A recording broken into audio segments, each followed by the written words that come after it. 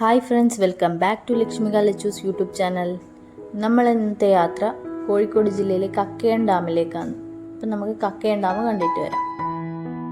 കോഴിക്കോട് നിന്ന് 67 കിലോമീറ്റർ ദൂരമുണ്ട് കക്കയം ഡാമിലേക്ക്. കൂരച്ചുണ്ട് ഗ്രാമപഞ്ചായത്തിലാണ് ഇത് സ്ഥിതി ചെയ്യുന്നത്.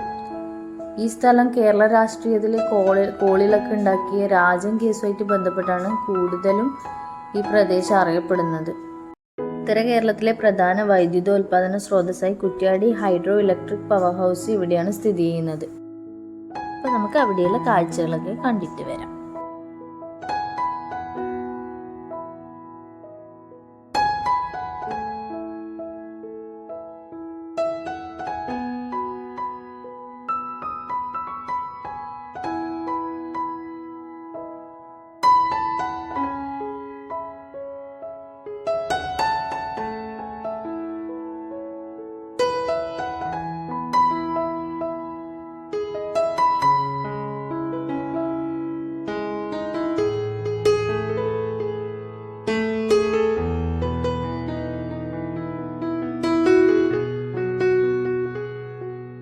നമ്മളിപ്പോൾ ഉരക്കുഴി വെള്ളച്ചാട്ടത്തിലേക്കാണ് പോകുന്നത്.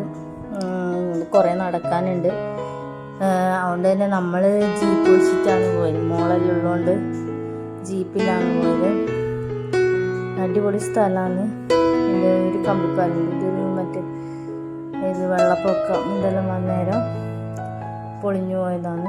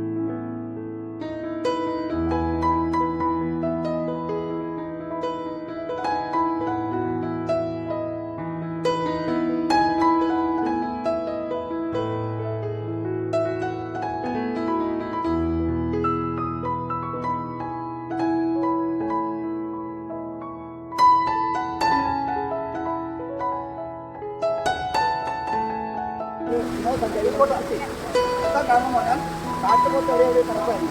തീർച്ചയായും വന്ന് ഫോട്ടെടുത്ത് അത് ഭയം തന്നെ അങ്ങനെ ഓടി തട്ടിപ്പോയി. അങ്ങനെ 3 വായിലും അങ്ങനെ അതിനെ വായ ഒറ്റ കണ്ടോ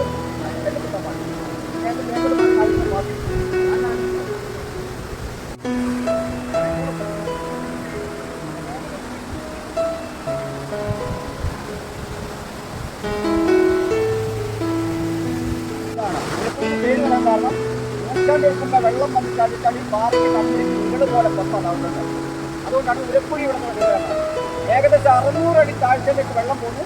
കോഴിക്കോട് ബീച്ചിൽ 2500 അടി ഒഴിച്ചിട്ടുണ്ട്. ഈ വെള്ളച്ചാട്ടത്തിന് പ്രത്യേകമാണ് ഈ വെള്ളം താഴോട്ടേക്ക് പതിച്ചു കഴിഞ്ഞാൽ കാരണം മൂളിക്കൂടിയല്ല ആദ്യം വെള്ളം ഒഴുകുന്നത്. ഇപ്പം നമ്മൾ പറഞ്ഞ ഉരുള പോലെ പടം കുത്തിക്കൂടി നമ്മൾ കഴിയുന്നതും അരക്കിളക്കാരെ ലാസ്റ്റ് കിട്ടുന്നത്. അതിന് ഉദാഹരണം മാത്രമാണ് ആ വളം കിടക്കുന്ന ഇടത്തുനിന്ന് വന്നിട്ടുള്ള പകലുകളുണ്ട്. ആരുടെ മൂളിക്കൂടി അത് വെള്ളം ഒഴിക്കുന്നില്ല. കേരളത്തിലെ ഏത് ടൂറിസ്റ്റ് പ്ലേസിൽ പോയാലും കാരണം മൂളിക്കൂടി ആദ്യം വെള്ളം ഒഴിക്കുന്നത് പാടെ പൊട്ടിക്കൊണ്ടുകൊണ്ട് പല പല ഭാഗത്തായിട്ട് കിട്ടുന്നത്. അതുകൊണ്ടാണ് ഏതെങ്കിലും ഒരു വിനോദസഞ്ചാരി മഴക്കാലത്തോ വേനൽക്കാലത്തോ കണ്ടുകൊണ്ടിരിക്കുമ്പോൾ എന്തെങ്കിലും സാഹചര്യത്തിൽ അപകടത്തിൽപ്പെട്ട് കക്കയും ഉരക്കുഴി വെള്ളച്ചാട്ടത്തിലേക്ക് വീണ് പോയാൽ പോയി ദൂരം കാണാൻ വന്നയാൾ കൂടെ കേരളത്തിലെ ഏക തരത്തിലില്ലാത്ത ടൂറിസ്റ്റ് പ്ലേസ് അറിയുന്നത്. പക്ഷേ അപകടങ്ങൾ സംഭവിക്കാമെന്ന് പറഞ്ഞാൽ 5 മണി വരെ നിയന്ത്രിക്കാനും പറഞ്ഞു കൊടുക്കാനും ഏഴുമാരികൾ നിൽക്കുന്നുണ്ട്. ഇതുവരെയും ഒരു വിനോദസഞ്ചാരി അപകടത്തിൽപ്പെട്ടതിന്റെ ഈ വെള്ളച്ചാട്ടം പുറലോകം അറിയപ്പെടാൻ തുടങ്ങിയത് അടിയന്തരാവസ്ഥ കാലത്ത് കക്കയം ക്യാമ്പിൽ നിന്ന് പോലീസുകാർ ഉരുത്തിരുന്ന ഇന്ത്യൻ വിഭാഗത്തിൽ പ്രതാപ് രാജന്റെ ഓടിക്കൊണ്ടിരുന്ന സ്ഥലം. നിങ്ങൾ കേൾക്കുന്ന പോലെ ഞങ്ങൾ കേൾക്കുന്നത് മാത്രമേ ഉള്ളൂ. അന്ന് തൊട്ടാണ് ആളുകളെ ഈ വെള്ളത്തിലും കാണാൻ വേണ്ടി ഈ പുഴയെല്ലാം കടന്ന് കാട്ടിക്കുടക്കറിയാൻ കാഞ്ഞിക്കുന്ന മത്സരത്തിൽ 26 മുതൽ ഇവർ യഥാർത്ഥ താഴ്ഭാഗമാണ് നമ്മുടെ കക്കയവും ഉരക്കുഴി വെള്ളത്തോളം പുറലോകം അറിയുന്നത്. ഈ വെള്ളത്തിൽ ഒഴുകിപ്പോകുന്ന കരിയാത്തുമ്പാറ തോന്നിക്കുന്ന ടൂറിസ്റ്റ് പ്ലേസിലെ കൊണ്ടുകൊണ്ടുണ്ടോ ആ ടൂറിസ്റ്റ് പ്ലേസിലൊക്കെ പോകുന്ന വെള്ളം ഇതിൻ്റെ അടിഭാഗത്ത് ഒരു വിനോദസഞ്ചാരി എത്തണമെന്ന് ആഗ്രഹിച്ച ഒരു കാര്യമില്ല. എത്തണമെങ്കിൽ കരിയാത്തുമ്പാറയിൽ നിന്ന് 1.5 കിലോമീറ്റർ പുഴയെക്കൂടെ മാത്രം വേനൽക്കാലത്ത് അതിസാഹസികമായിരിക്കും പാറയെക്കൂടെ കയറുന്ന മാത്രമേ ഇതിൻ്റെ അടിഭാഗത്ത് ഒരു വിനോദസഞ്ചാരിക്ക് എത്താൻ പറ്റൂ.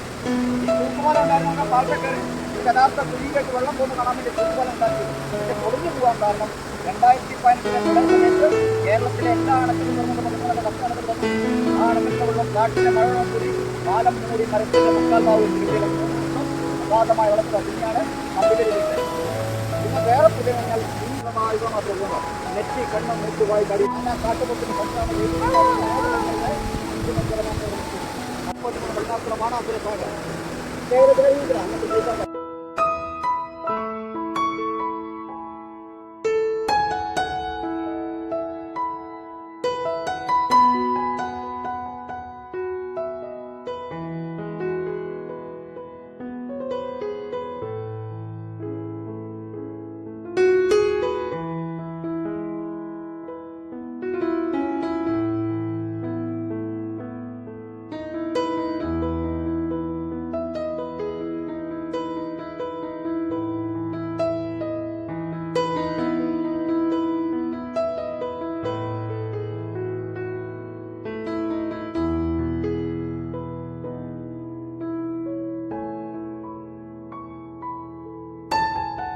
ഇന്നത്തെ ഈ വീഡിയോ ഇഷ്ടപ്പെട്ടോ ഫ്രണ്ട്സ്?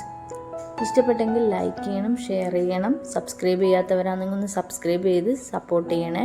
തൊട്ടടുത്തുള്ള ബെൽ ബട്ടൺ കൂടി ഒന്ന് ക്ലിക്ക് ചെയ്യണേ. എന്നാലേ അടുത്ത വീഡിയോ വരുമ്പോൾ നിങ്ങൾക്ക് നിങ്ങളുടെ ഫോണിൽ നോട്ടിഫിക്കേഷൻ വരത്തുള്ളൂ. അപ്പോൾ അടുത്ത വീഡിയോയിൽ കാണുന്നവരേക്കും ബൈ ബൈ. Thank you.